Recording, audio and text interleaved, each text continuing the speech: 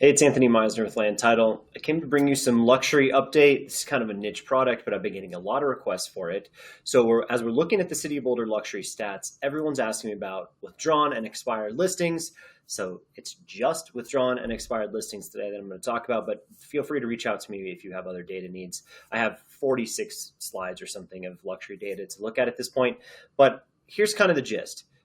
We have a bunch more expired listings taking place. This is all anything in the withdrawn category right now. But look at 2025.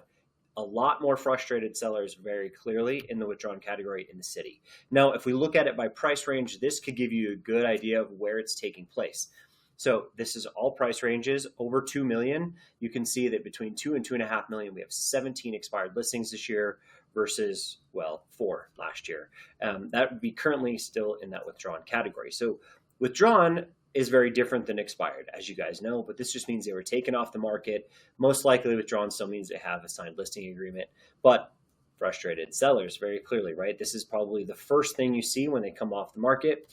Now, if we look at them expired by month and when that's taking place, this should give you some good comparison to what we saw a year ago. It looks like lots of people are hanging in there on the market. In January, that would be month one. You saw way more come off the market this year than you did in years past. But 11 in February, that's actually less than we saw a year ago. And then it's really been more people hanging out and being patient on the market. March, only half as many as you saw a year ago, very similar to 2023.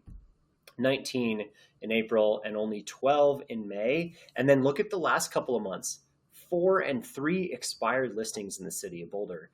Unbelievable to see that, well, inventory is just hanging out, right? You can see previously in 2024, lots of expired listings throughout the year. This year seems to be less, even though inventory levels have stayed really high. If you want to look at expired by price range, this is 2 to 10 million. You can see along the side there in $500 to $1,000 increments. But obviously, the most listings take place at the lower price ranges. But the interesting part is this year we've seen a lot more expired listings at the higher price points. So 6.5 on up, or even 6 million on up. Very few other than last year taking place where they come off the market. But this year, a lot of expired inventory at that ultra luxury price points, where we've seen a lot less expireds taking place between that 3 and 6 million range. So interesting facts. You can always use this with clients. And then, of course, if you're talking ultra luxury, this is what's happened over the last couple of years. 10 million on up, you can see that our expired price points, the ones that are way higher, expired last year. Some of these may be duplicates because we definitely didn't want to remove data if the same address had been on the market a year ago and then on the market again today. So definitely some of those prices coming down that maybe unrealistic price point with the sellers are listing. But you can see right now, lots of stuff coming off the market.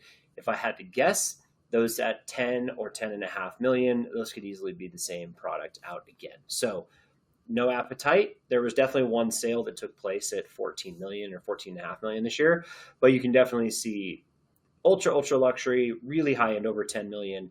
We're still seeing a lot of active out there, but we just aren't seeing them sell yet. So hopefully that helps. If you have other questions, concerns, reach out to me, Anthony at Land Title. Don't forget to like and subscribe to the YouTube channel.